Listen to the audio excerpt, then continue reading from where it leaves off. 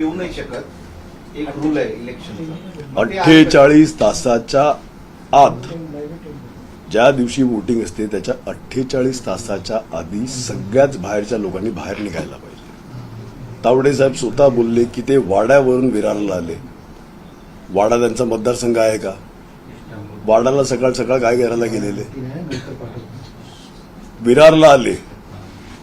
High profile politician आहेत तावडे साहेब, आमचे जुने संबंध आहेत. मी काका म्हणून त्यांना बोलतो, आदर करतो त्यांचा. मी पोलीस डिपार्टमेंटमध्ये मी विचारलं की तावडे साहेब एवढे मोठे नेते आले विरारला, तुम्हाला माहिती नाही? अख्खं हॉटेल कोणाच्या तरी नावावर बुक होते. एवढे बाहेरची लोक येऊन तिकडे बसवली जातात. एवढा करोडोचा पैशाचा वाटप तिकडे चालू असताना मी हे मानायला तयार नाही की एकही पोलीस डिपार्टमेंटच्या अधिकारी किंवा कर्मचारीला ह्याची माहिती नव्हती. हे तुम्हाला पटते का? आमचे कार्यकर्ते तिकडे पोचले, त्याच्यानंतर पोलीस डिपार्टमेंट पोचलं. माहिती देणारे कोण? तर भाजपचे RSSचे जुने, मी नाव ऑब्व्हियसली सांगणार नाही, त्यांना पण हे पटत नाही की काय चाललंय. एका बाजूला तुम्ही राम भगवानचं नाव घेतात, दुसऱ्या बाजूला तुम्ही पैसे वाटतात. ही लोकशाही आपल्या देशामध्ये आता आलंय. ह्या पद्धतीने लोकांनी मतं टाकायची आणि ह्या पद्धतीने वसई तालुका मतदान करणार नाही. राजन नाईक आमच्या समोरचे उमेदवार, तुम्ही सगळे होते. 2 तासापासून तुमच्या विनंतीला मान दिला का त्यांनी? तुम्हीच व्हिडिओ काढला. महिलांच्या गुळख्यामध्ये माल खाली करून, मान खाली टाकून लपून बसलेले ते. 2 तासापासून मीडियावाले सांगत होते की राजन नाईक पण आले पाहिजे इकडे, हितेंद्र ठाकूर बसले पाहिजे, विनोदजी तावडे बसले पाहिजे आणि क्षितिज ठाकूर तिथे बसले पाहिजे आणि लोकांसमोर उत्तरं दिली पाहिजे की ह्या दिवशी, उद्या इलेक्शन आहे, आज तुम्ही सगळे ह्या हॉटेलमध्ये एवढे बाहेरची लोक जमा करून काय करत होते? 2 तासापासून आले का ते खालती? महिलांच्या पदरे खालती लपून बसलेला त्यांचा उमेदवार. शूटिंग तुम्हीच दाखवलं मला. आले का बाहेर ते? ह्या ताकदीचे उमेदवार आहेत.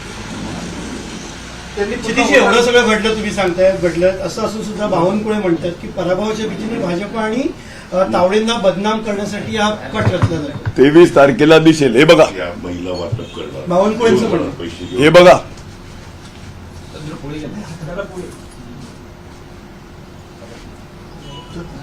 असे हे बघा, ह्यांना नाव विचारलं, नाव सांगितलं नाही. पत्ता विचारला, पत्ता सांगितला नाही.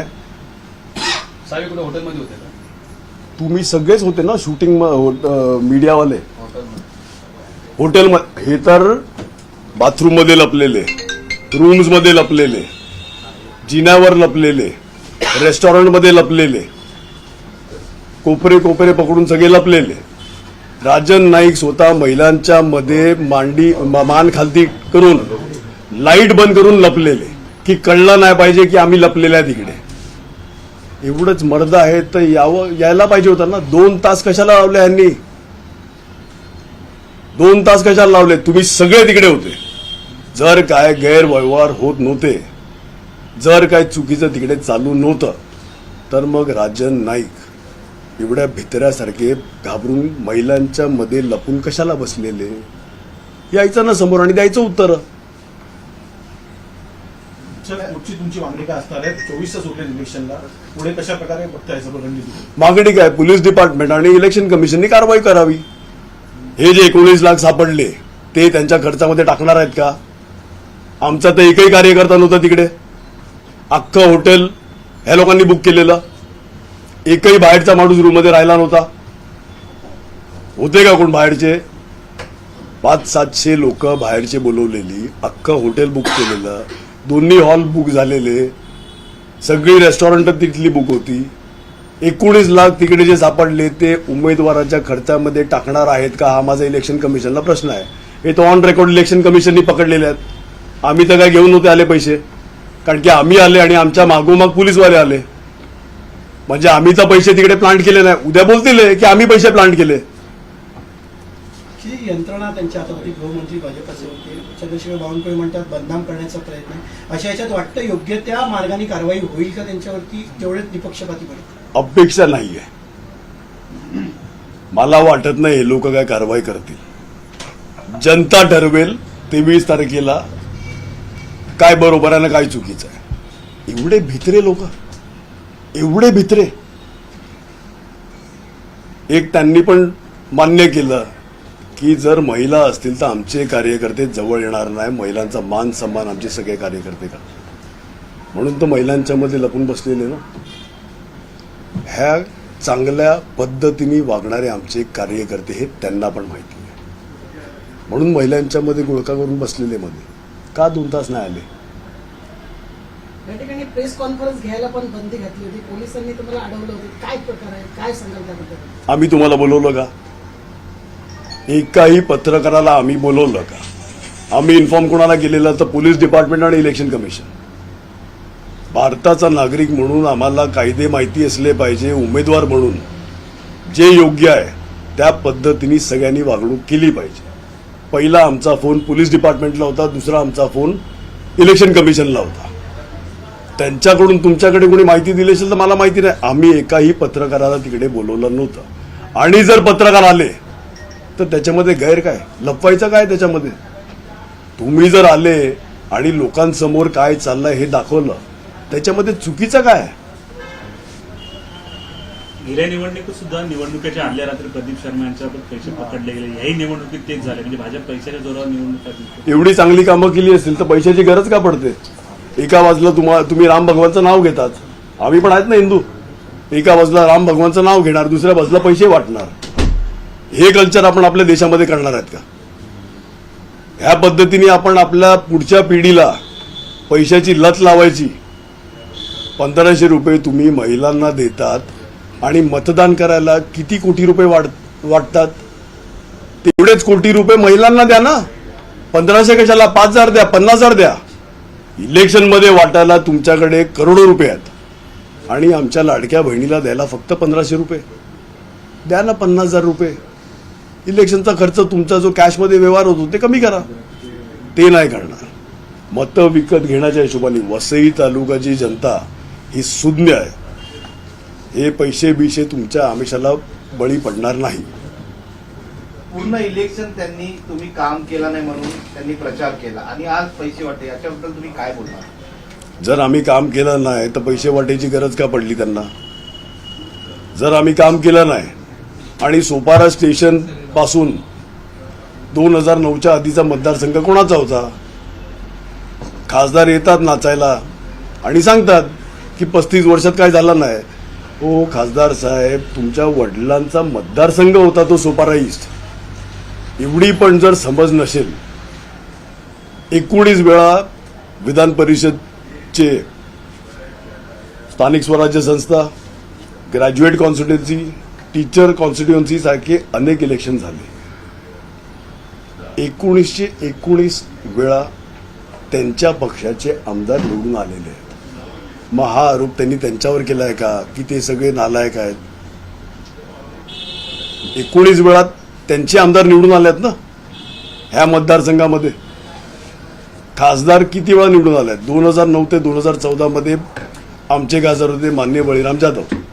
त्याच्या आधी आणि त्याच्यानंतर रामभाऊ नाईक पासून म्हणजे petroleum minister, railway minister, Sopara त्यांचा मतदारसंघ होता. मग ते त्यांच्यावर आरोप करतात आहेत का? हे 19 वेळा जे निवडून आले आहेत त्यांच्यावर आरोप करतात आहेत का? खासदारांचे स्वर्गीय सावरासाहेब जे ट्रायबल डेव्हलपमेंट, आदिवासी विकास मंत्री होते, म्हणजे डेडिकेटेड पैसा अख्ख्या महाराष्ट्राच्या बजेटचा बाय लॉ ट्रायबल डेव्हलपमेंटला द्यावाच लागतो. आमचा आदिवासी जिल्हा आहे, पालघर जिल्हा आदिवासी जिल्हा आहे. ह्यांच्यावर आरोप करतात का? ते स्वतःच्या वडिलांवर आरोप करतात का? हा प्रश्न मोठा आमच्या जिल्ह्यासमोर आहे. तुम्ही टेंडरचा एक आरोप केला होता मगाशी, तुमचे प्रतिस्पर्धी उमेदवार. टेंडरचा आरोप नाही केला त्यांनी आमच्यावर. राजन नाईकनी आमच्यावर आरोप केला की रस्ते खड्डे कसे काय पडतात, खड्डे बुजवायचं काम कोणाच्या मुलाचं आहे, कोणाच्या नावावर ते टेंडर घेतलंय हे जाहीर करू का?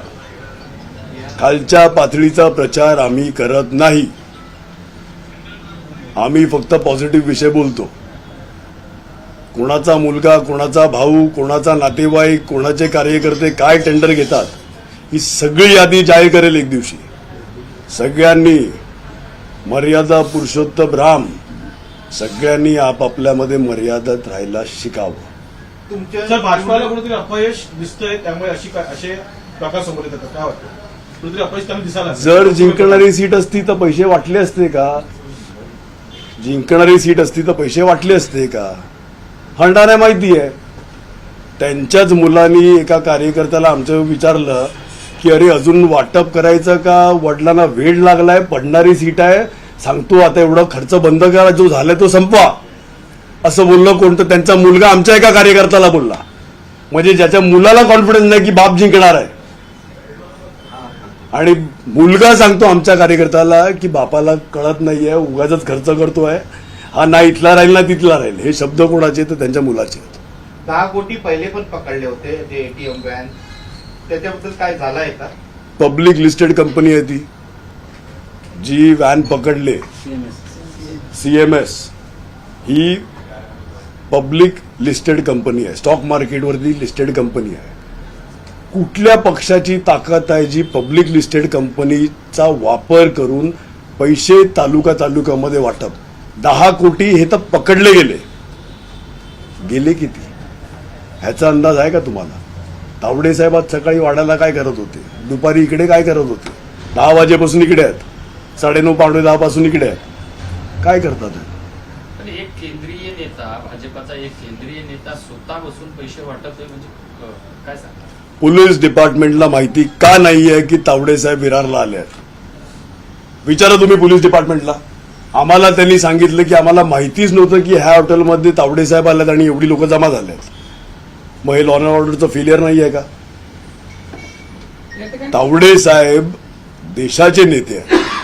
एवढा मोठा नेता जर विरार सारख्या छोट्या गावामध्ये येतो आणि पोलीस डिपार्टमेंटला अंदाजा नाही की तावडे साहेब येतात. एक जर अंदाजा नसेल तर तावडे साहेब लपून का आले, आणि जर अंदाजा असेल तर मग पोलीस डिपार्टमेंटने कारवाई का नाही? तुम्ही तावडे साहेबांना मराठी झालं का? गुजरातचे पोलीस पण या ठिकाणी मोठ्या प्रमाणात आले त्याबद्दल काय? अरे मराठी झालं का सगळं? एक मिनिट मेरा गला गया, पाणी पिऊ लागलो. पाणी पी के आता रे मोठा गला गया.